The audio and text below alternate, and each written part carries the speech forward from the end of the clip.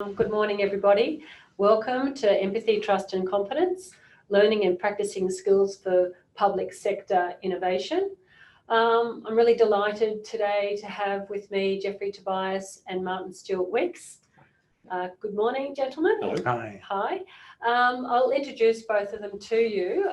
Martin Stewart-Weeks has a long background in public policy, public sector management, social innovation, and the impact of digital tools and platforms on the work of Australian government.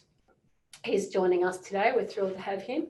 And Dr. Jeffrey Tobias, the founder of the Strategy Group, who also works with public sector clients, corporates, and what he does is he realises innovation, design thinking, customer experience, and business model transformation. So I'm delighted to host today and have basically an informal conversation regarding empathy, trust and competence. Welcome. Thank you. Good to be here. Great to be here.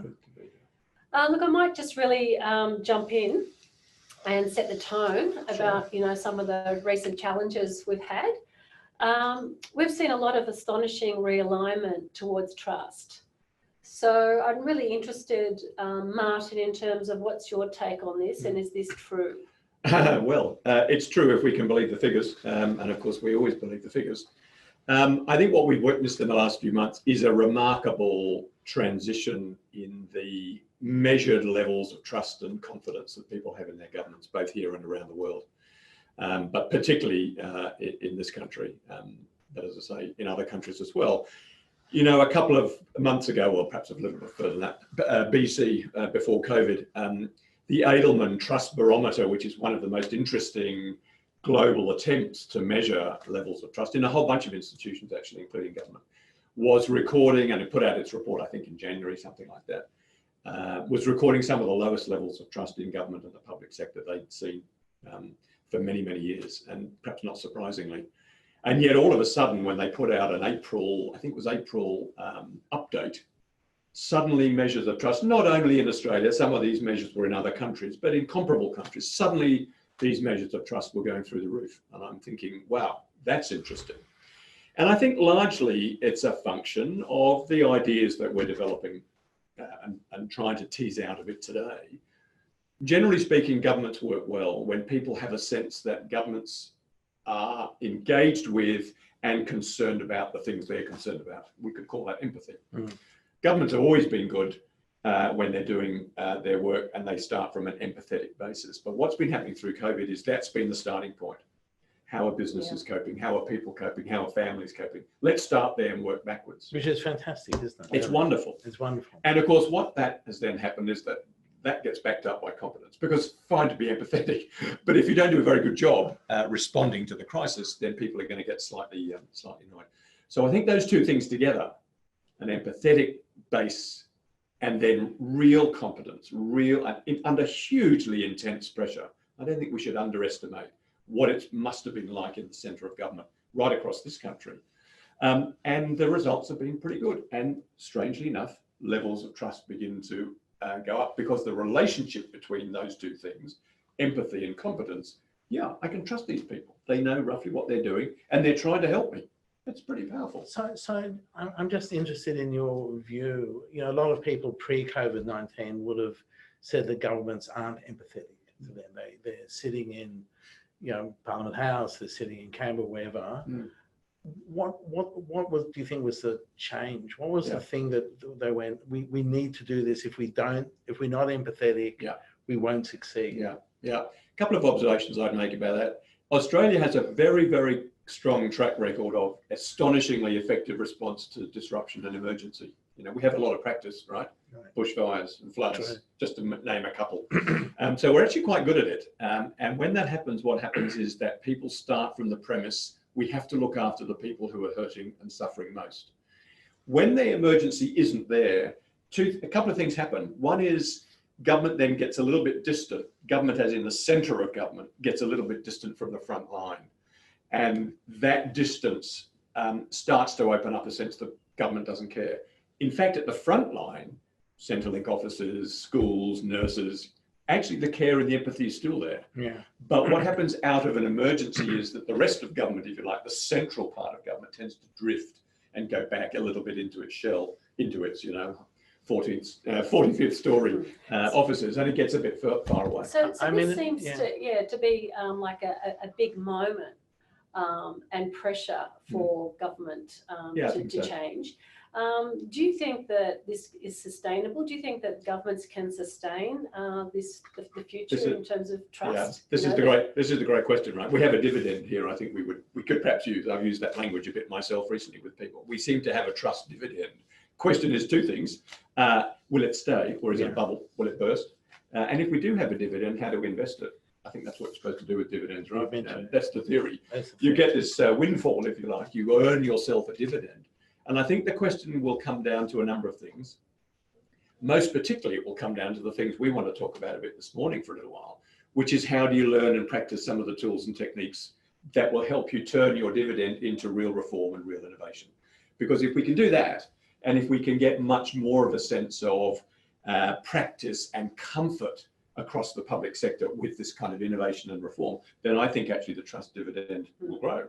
If we don't, this is a big issue. If we don't, I think we might very well see the trust dividend drain, and we won't have done enough with it in terms of longer term. And what's your best guess? Yeah, my guess at the moment is many governments are very aware, including at the senior levels of the bureaucracy, of the need to do what they must to preserve this astonishing dividend that they've earned. I was listening recently to a guy called Chris Eccles, who met some people on this call will know Chris, who was the head of the Premier's Department here for a while, now heads the Premier's Department in Victoria. And Chris was very explicit about exactly this point, that at the senior echelons of the government and the public service, in that case down in Victoria, there was absolutely almost a hyper awareness that there was a need to make sure we don't let this dividend drain away without using it. So look, I'm interested. You're saying that innovation and reform are learnable and they're practicable skills. Yes, that's interesting in itself. So look, Jeffrey, what capabilities, tools, or techniques have you found to be valuable? Yeah, so maybe if I give you, Yvonne, a couple of examples to demonstrate this. So did you know, Yvonne, that more people have died on farms in 2016 than in the combined mining and construction sector in total? And one of the reasons has been around deaths on quad bikes. And so we engaged with SafeWork New South Wales and Department of Primary Industry really to try and uncover from the farmer's lens, what are some of the issues that could be done to prevent quad bike deaths? And the challenge with quad bikes are there's very little standards around quad bike safety. Farmers rely on them very heavily. The fence is down, the cows are escaping, I've got to get there really quickly. And unfortunately, they topple over and people die. So it was an engagement that we facilitated, we ran, and we went out to actually 80 farms across New South Wales.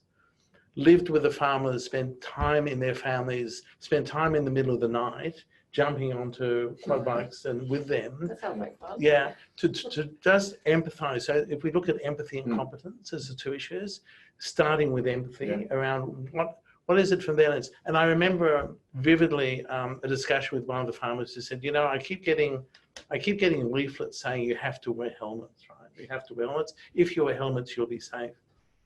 And that's the message coming to me, wear helmets, wear helmets. Great message, I understand it. He said, when it's 2 in the morning in the middle of winter and the fence is down and I have to get to the fence and I've got 3 beanies on my head so my ears don't freeze off, I can't put a helmet on the 3 beanies. It doesn't fit. It doesn't work. Any designers out there? How am I meant to wear a helmet? But it's through that empathy, through listening and understanding it from their lens. You go, okay, well, just sending messages about helmets, we've got to change it. And what's interesting around that is we then, after the empathy bit, said, well, how are we going to turn this into competence? How are we actually going to make this real? So we ran a big ideation workshop. We brought in whole lots of farmers. We brought in people who had things to do with farms. People from SafeWork New South Wales brought in people.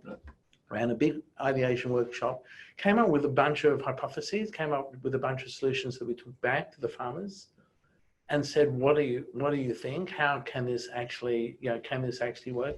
And some of the outcomes now have formed the basis of education and changing that experience from Safe Work New South Wales and DPI. What was really interesting again was the cross-team collaboration between the two agencies.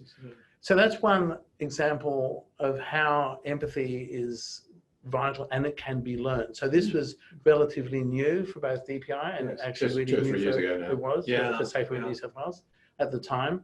I'll give you a slightly different example, corporate example. So Lend-Lease, major publicly listed construction company in Australia. So Lend-Lease was thinking about how do they empower and how do they equip the next generation of leaders in Lend-Lease to think differently. So construction, relatively conservative industry, organisations, generally, not just Lend-Lease, but organisations generally do what they've always been doing. And what they wanted to do is empower not the senior leaders, but the people who would be senior leaders over the next 5 to 10 years with empathy, competence and trust. And I raised this example as something different from going out to see 80 farmers because what we did was an engagement in 3 days. So we took the emerging leaders as a group, ran, if you like, a boot camp for 3 days, got them out of the building, really engaging on real world problems that were important to them from an empathy perspective, brought them back, ran ideation sessions, came up with MVPs, models, hypotheses, validation, went back and said, okay, we've got these ideas. Can we actually execute on them? What do we need from a competence perspective to actually make these real? And then pitch these to the executive at the end of 3 days. What was really interesting there was the impact of that as an evangelist throughout the rest of the organization has been phenomenal. And of course, as a result, you then build trust. So trust was definitely the outcome. So people then realized that this is a new way of thinking. They could see the outcomes, they could see the impact it had not only on the work ethic of the people who attended this boot camp, but on the people in the ecosystem, which then started to generate waves of this sort of thinking throughout the organisation. Can I just chip in very quickly and make an observation, which I think people listening and kind of following this conversation might be having, and that is that empathy requires you to get your head around a paradox. And the paradox is, if you want to go further and faster in your solution, you have to slow down. You see, the interesting thing about the brochure to wear your helmet is quick. Absolutely. I'm in the agency. Someone says, do something about people falling off their bikes. I know what I'll do. Yeah. I'll write a brochure because I can do that today. I can get it printed. I can get it mailed. Tick box, really quick. Almost irrelevant, apparently, when it gets to the other end. But I've moved fast. Yeah. What Jeffrey's talking about is that, whoa, stop a minute. Don't do anything except go and speak to 80 farmers. But that means I can't immediately respond to the message that's come down from, I don't know where, my secretary or goodness knows, the minister's office that says, quick, we have to do something about people falling off their bikes. So empathy requires that you take a bit of time. And I think the difficulty often in public sector environments, and I suspect it's true in the corporate world too. You and I first met in the corporate world in Cisco 20 years ago. Speed is everything. 20 years ago. Well, shush now, a long time ago. Speed is everything. And the problem with empathy is you have to be slow to start with in order then to be able to go faster. Is that? Yeah. Look, you've got to learn that technique. It is. And the point is, Martin, it's a technique. Yes. So I think a lot of people think, well, it's just let's go out and talk to people and somehow do it and be nice. Yeah. But it is a learned technique. But the really interesting thing is you can actually learn the technique. Exactly. And a lot of the work that we do is about capability building, as well as working on the outcomes of a project. Right. And I'll give you an example of that in just a little bit. But so I think one is it's learned. Two, I think your point around it takes a bit of time, but we've actually now built, Yvonne's built various platforms and so on to be able to ways we can accelerate and accelerate some of that time. Yeah. But I think your point, especially in government, is really important to make, because a lot of the ways some of these solutions used to come up was we'll engage with peak bodies. If we have 5 discussions with peak bodies, we can tick that box. Whereas what we found is astonishing many times is the insights that you get from empathy, and then understanding the competence that's needed to execute on that empathy can actually be astonishing. Walk a mile in my shoes. Can I just add something here? Because we were doing a piece of work for New South Wales Treasury, and that was with the Innovation Productivity Council. And the whole engagement was around how to increase economic growth in New South Wales. Funny that, you know. I think we're into that at the moment, according to the Treasurer today, actually. I think he's telling us that. I think the paper is about to get released, but more importantly, this empathy thing, how's it learned, is that we actually took our clients from New South Wales Treasury on this journey with us to, you know, around New South Wales to be part of the interview to collaborate with small to medium businesses, universities and government. We needed to get the perspective from everyone's lens.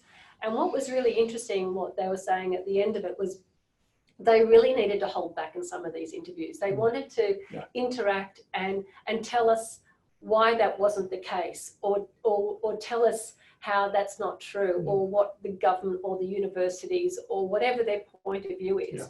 And the whole thing was about they needed to learn was to listen. And it was very, very difficult process for them. It's like, it's their perception, whether it's true or not, that's irrelevant. What they're telling you, you just need to listen and take that on board. So that was the truth there.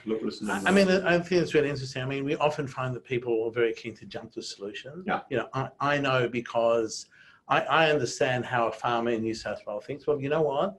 I'm not a farmer, so who am I to jump to solutions? Why do we ask a farmer? People, why do we ask? It's a strange thing.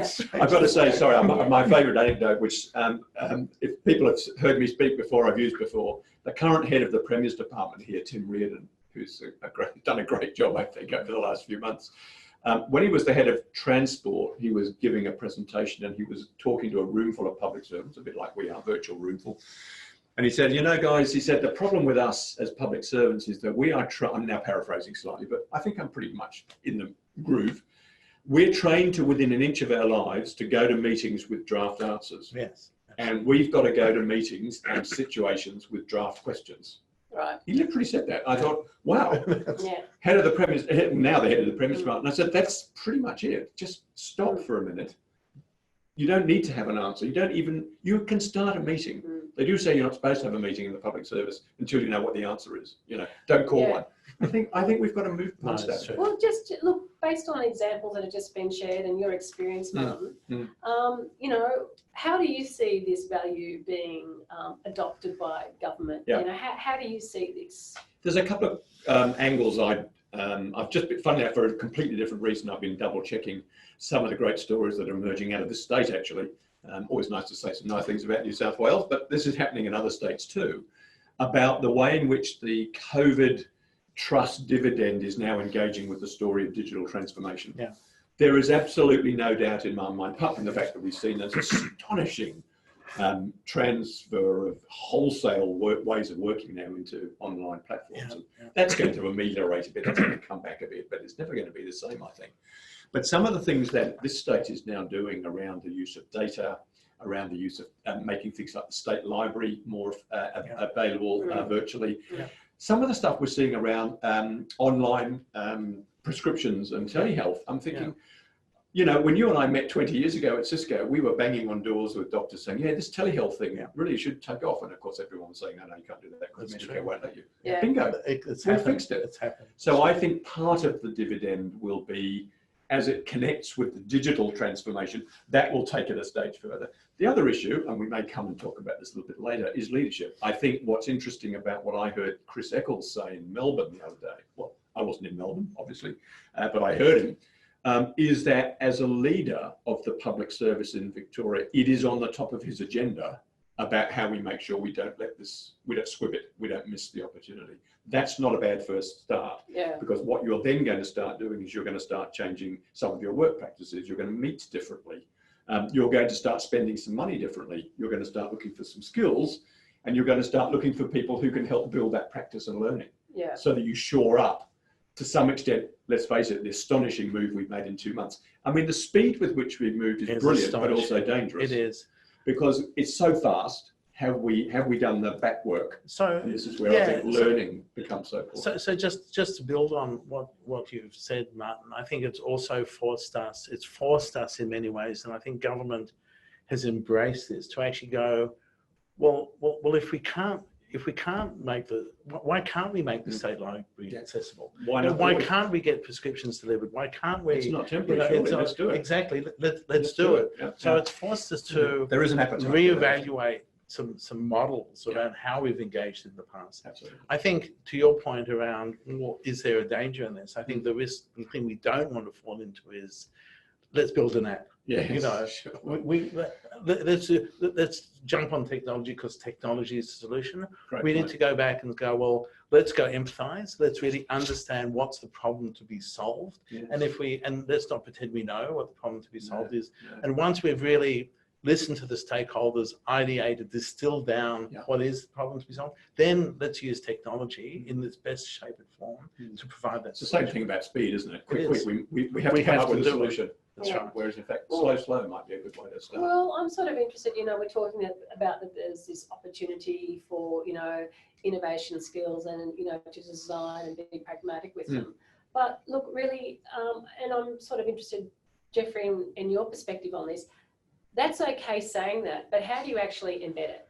Because talking about tools and techniques, I mean, we have clients, government and corporates that will run workshops and, want to upskill in certain design thinking or innovation, but that's not embedding it. That's like a training tick of the box. So how do you embed it? That's a good Yeah, point. look, it's a really good point too. And maybe let me give you another example of an engagement we did with Department of Prime Minister again, and Office of Small Business Commissioner. Again, it's great to see different departments. Good collaboration. Yeah, and we're going to see a lot more of that, by the way. and it was Different issue. Fabulous work. Yeah. And this was around policy design. So how do we reshape the way in which we think of policy? And Martin, you were a bit involved. I was a little bit involved. I Well, remember that 2 or 3 years ago now. Absolutely. Yeah, fascinating. And again, so this was policy design for apiarists. Yeah, the apiarist industry is quite large. Bees are very important. Bees are I'm told. important. I learned a lot about bees. Honey is very Well, they're nice. under biosecurity bees. Well, Yeah, indeed. there you Yeah. go. Crucial. So again, the thinking around traditional policy design is, we sit in the room, we design the policy, we go out, we test it against key stakeholders, peak We bodies. consult, right? We consult, Yeah. peak bodies, tick the boxes, as you said before, Yeah. and we're done. Yeah. So what we worked with OSBC and DPI to say, let's do this differently. Let's go out and talk to the beekeepers. Let's go out and talk to the apiarists. And in this instance, we didn't even need to get to 80. I mean, what we often find is once you start talking to 10 or 12, you start hearing the same themes over and over. So you can make some of these engagements relatively short. But we went out into the industry, talked to a large number of apiarists, and and we worked with DPI and we ran that engagement with DPI. Yeah. But we worked with them to embed the capability of design thinking, design-led approaches, empathy, ideation into DPI. And it was a very successful engagement. In fact, we were so delighted when we actually saw that the policy that we helped co-design with OSBC and DPI was enacted. You go, yes, tick the box, it's happened. We've made a It's policy drilled. shift. But what's interesting is DPI and OSBC were so interested in the methodology that the next engagement we did with them, they actually ran and we mentored them and we helped them and we looked to transfer knowledge and show them how to do it.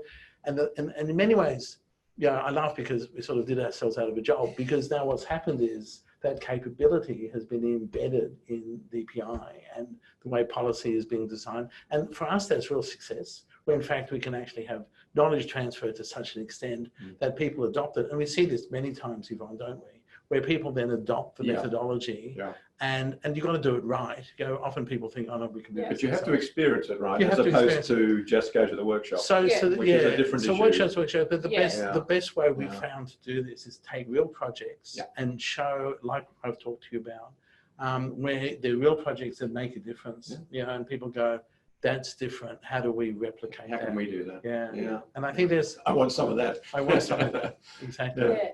But look, I still think it is about, you know, the experiential aspect of it. You know, you've got to It's be on the very journey. simple. We've got to be in it together, type thing. You know, we've got to move through this together, like we're in a partnership. Yeah. And when it's a true worth of the, it's a true use of the word collaboration and co-create, and they're just usually sometimes used words, but that's you know what that really means is that we've got the skin in the game. But also, I think with embedding that there's a role for leadership, because if the leadership aren't adopting it and driving it through the organisation, it makes it very, very difficult to embed these skills as well.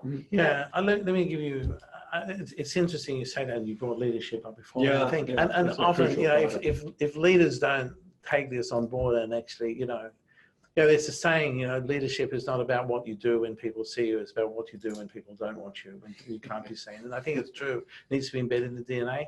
We worked with Westpac significantly over the past few years to embed this way of thinking into Westpac's organisation. So we've been in front probably about 1,500 senior leaders in Westpac to embed empathy, competency, trust, and you know, organisations in the financial services industry need as much as government. But what's really interesting, and I'll just give you a quick anecdote out of this. So I'll vividly remember this. There was a banker who said, you know, I got a letter from, in fact, a farmer a couple of weeks ago. A month ago, he said, and unfortunately, the bank had put that farmer into administration. The farm wasn't performing; they put into administration. And the family had detailed in this letter the impact that what the bank had done to the family, not just the farm, but the family and their lives and their health and their well-being and the prosperity of the kids and so on. And the banker said, you know, normally what I would do is I'd flick that letter over to legal. I just wouldn't touch it. I don't know what's going on here. I'm going to hand it over to legal. I'm not going to touch it. He said, you know, because of the work that we've done with them, the work that how we'd embedded this way of thinking into Westpac, he said, I'm not going to send it to legal. I'm going to get on a plane with 4 of my team. We're going to go to that farm. It was up in, you know, northwestern New South Wales. And we're going to understand, he said, we spend a day just sitting with the family, listening to what impact and what they did down at the detail, the impact of what Westpac does by ticking a box somewhere going, put into administration that happened. And it moved him and his team so much that he came back to Westpac and said, we're going to restructure this process. We're going to re-engineer what we need to do to really take into account the potential impact, the lives of the families, because he said, I was blown away by what I heard through the fact that this was embedded now in our thinking and we had to make change. I mean, the issue there, there's a couple of things I want to say too, if I could, to bring it back very much into the public sector, although that's a terrific example. So the 2 dimensions of leadership there, the first is the first thing leaders do is listen. And then of course you've got to act, because I think the other risk here is that even if we get to the point where somebody says, oh yes, you've got to go and listen, be empathetic, empathy can start looking like a box to tick as well if we're not careful. We can act this out. This is empathy as theatre, if I can be a bit unkind, you know. Oh yeah, no, we all went off and we had a cup of tea with them and it was just terrific. Oh man, what a story. And we go back to the office and do absolutely diddly squat about it. That's worse. I mean, in some respects, you may as well just tick the damn box and say to hell with it and legal, you know, because we know how empathetic the legal department can be. You know, so I think that's a great point. In the New South Wales context, and again, I'll bring it back home, the Public Service Commission here in the midst, in fact, funny enough, I read about it again this morning, again, for a slightly different reason, but I thought it was a good thing to check up on. They're in the midst of what they're calling a digital skills uplift program, right across the public service. Largest employer in the state, you know, 300,000 plus full-time employees or whatever it is, huge number, maybe nearly 400. And they've got 6 kind of attributes, you know, collaboration, various other things you'd expect to see. The 6th attribute is leadership. Because digital uplift requires leaders to think, strangely enough, in many ways along the lines we're talking about today, which is about empathy, putting people at the heart of the solution and so on and so forth. So there's no question that at a very systematic level, the largest public employer in the country, otherwise known as the New South Wales state government, is right now trying to think very systematically about how you learn and practice new ways of leading in order to be able to get this, in this case, digital transformation, which is very much in line, I think, with the empathy competence kind of equation. So it's great. And I'd probably put, next to leadership, I'd put trust, and I'd put, embedding. How do you? It's got to become embedding reflexive and reflexive, and people have to watch what leaders do to act this out and actually make it real. But it is fantastic. It is. It's great to see. Especially you could say digital transformation. It's all technology. No. In fact, the current head of the customer service department, Emma Hogan, when she was the commissioner, absolutely essential from her perspective, and she's quite right that leadership went in there. You could say, the leadership's about everything. No, it had to be called out, I think. It's about transformation. It's transformation. So look, we started off this conversation talking about trust, okay, and we've been through a difficult time. I had the challenges, and we've had to all step up, including government, and now we're looking at the importance of leadership. You've mentioned a little bit about leadership, Martin. What are you really seeing in terms of leadership amongst government at the moment? What are you seeing? Yeah, in the public sector, I think I probably put it into two buckets. The first is that clearly, and everyone on this call, wherever you're tuning in from, we are in Australia. We are now moving into the next phase. Clearly, we've been through the very, very worst of the intense phase. Let's hope we don't have it too much of a spike. But we are clearly moving into a new phase. We are into a new phase. Now, the Treasurer in New South Wales is making a big statement to Parliament today. It was in the papers today about all the things we're going to have to get to grips with around the economy. So the first piece of leadership work is clearly a rebuild. There's no question. There's a rebuild and a kind of, we've got to gather our strength. We've got to, I think that the Treasurer was quoted as saying, we've got to get this show back on the road because we have been knocked about a bit, we being the whole community and the whole economy. So that's part one of the leadership game. Clearly, you see it everywhere, whether it's in the health space, someone like Elizabeth Cough, astonishing work that New South Wales health folks have done. So there's a lot of leadership attention about how we begin to build back out into, quote, normality, whatever that's going to be. The second thing I am seeing, and again, I'll pick this up from a Queensland conversation I had with the folks who are running their economic transformation and development strategy post-COVID, is that yes, there's a sort of sustain and let's get ourselves back, but they are quite specifically now calling out two additional dimensions, transition and transformation. In other words, the Queensland state government, and I'll use them as my exemplar, are saying post-COVID, it's no good just getting the show back on the road, because guess what? Even before COVID, the road and the show were both changing dramatically. It's just that COVID is kind of, we're now on steroids. So the next piece of leadership that will come very close behind let's stabilise and get ourselves back on the road is to think, oh hell, actually there's a medium to long-term reform agenda here.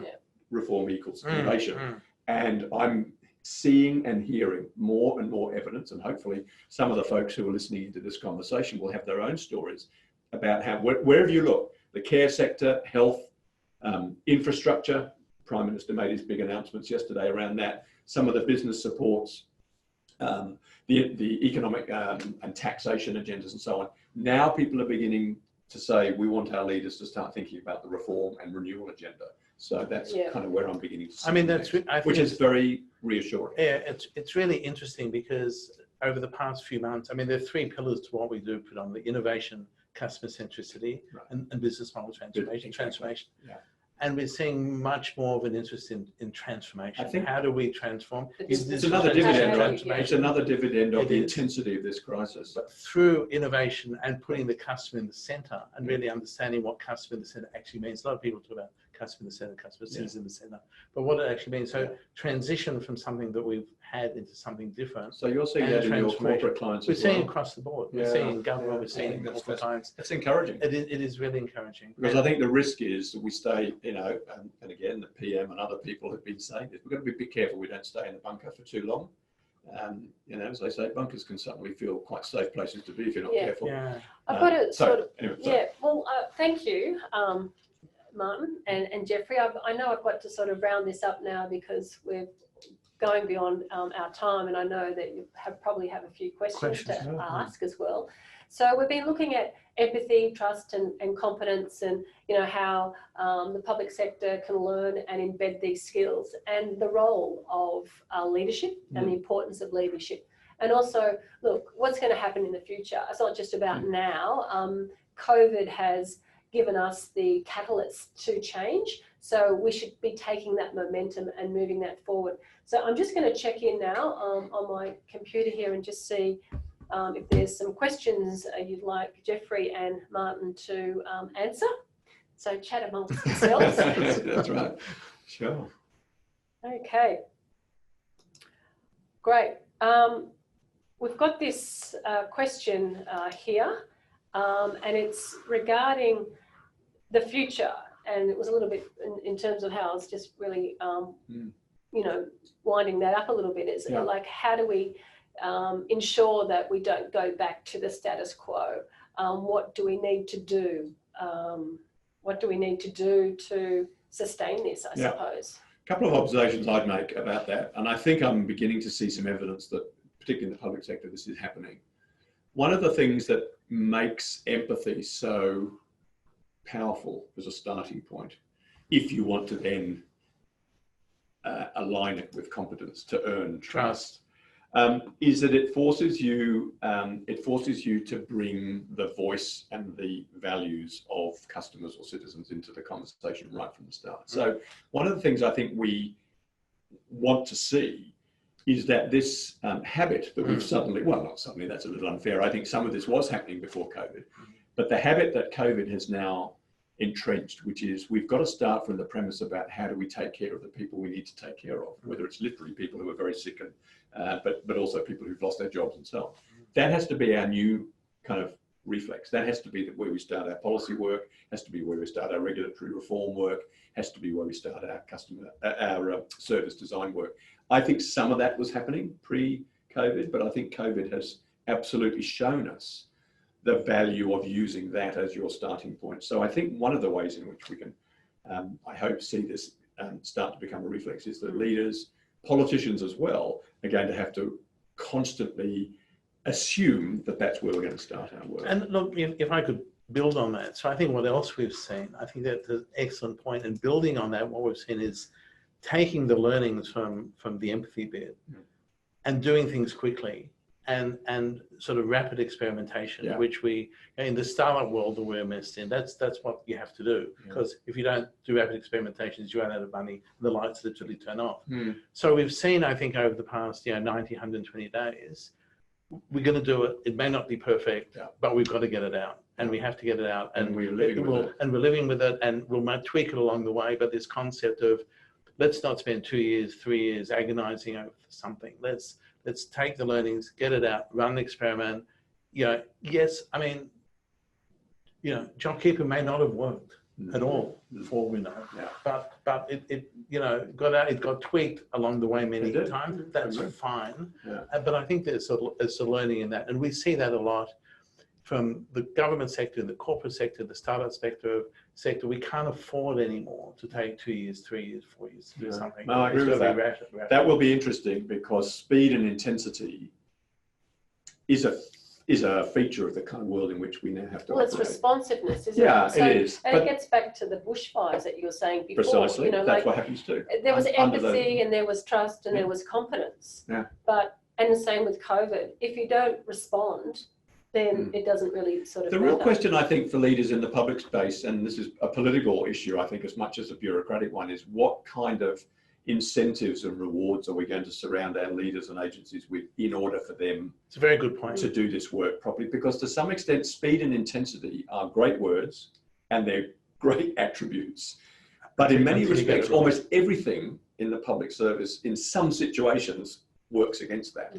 And I'm thinking it's very difficult to say to well-meaning and appropriately skilled public servants, be fast, be quick, let's try it, let's do rapid experimentation. If every sort of incentive and reward system around them says, no, don't do that, because what if it doesn't work? And you say, no, well, that's the whole point. We've got time for one more question. Sorry. So the other question is, we're talking about business model transformation, but what does this mean in the context of government? Yeah, it is an interesting question. most government services, most policy, including the regulatory policy for beekeepers, has an implicit, at least, and sometimes actually explicit business model, by which I mean a theory, if you like, about the way in which the policy and the regulation impacts behaviour and leads to an outcome. Let's call that a business model. What I think Jeffrey spoke about earlier, and what I think COVID has given us, is that it is perfectly possible to think about getting to that outcome with a completely different set of arrangements in the building blocks. Yeah. Change the building blocks, you've got yourself a new business model. I think that's what. Didn't you develop We a did. government business model We did. for their futures matters? So yeah, the business model transformation, it's probably unfortunate that it had business in front of it. Yes, it's applicable everywhere. What we're really looking at is saying, and I think we've seen this, for example, at the federal level with the new cabinet, right?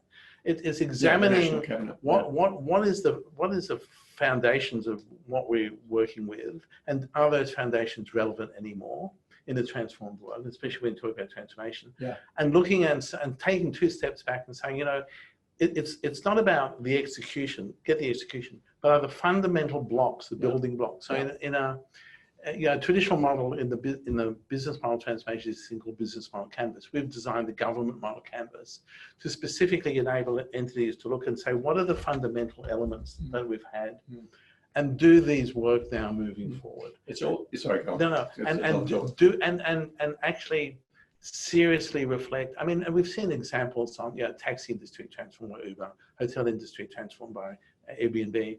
In the government space, there are many instances. I mean, telehealth was a great one. That's a perfect example telehealth, of a new business one model. of the elements of telehealth is no Medicare rebate, right? And people are going, well, that's got to change. There's a fundamental issue in how we repay the health system. If we change that, we've now got a different business model that significantly shifts. In fact, what that begins there's 2 things that suddenly occurring to me. That's a huge shift in business model, in how we literally design into the revenue costs, outcomes. But the folks on this call will the other great example, obviously big headline issue, is that we've just ditched COAG. And we're now going to have a national cabinet once a month. Absolutely. I mean, if that isn't a shift in business model, bloody hell, I don't know what is. Yeah. And let's wait and see. Wait and see if it's better. But I think it will be. So I think the term business model, it's slightly misleading. It's the underlying framework. Exactly. In many ways, if you look at here's an apartment building. What's the foundations of that apartment? It doesn't matter how you dress up the top. If the foundations are crumbling and need reshaping, whatever you do at the top doesn't matter anymore. So I think if COAG as a fundamental framework could be changed and shifted to a national cabinet, and it was done almost as an experiment that ticked the box, seems to have worked. Let's see where it goes from here. That's a change in if you like, the business model, the underlying framework. And as Yvonne said, we've built a framework around this called the government model canvas, specifically to allow government departments to really rethink their underlying framework. Yeah, that's true. Well, with that, gentlemen, thank you for joining us with the Empathy, Trust and Competence. Can we talk for another hour? Live stream today. I know your time's very valuable. If you'd like to have this conversation to continue, I'll be sending through some details to contact Martin at Public Purpose and Jeffrey at the Strategy Group. Thank you. And if you have any direct questions, open to those as well. Thank you for joining us, and I hope you enjoyed today. We did. Thanks. Thank you. Thank you so much, Martin. Bye.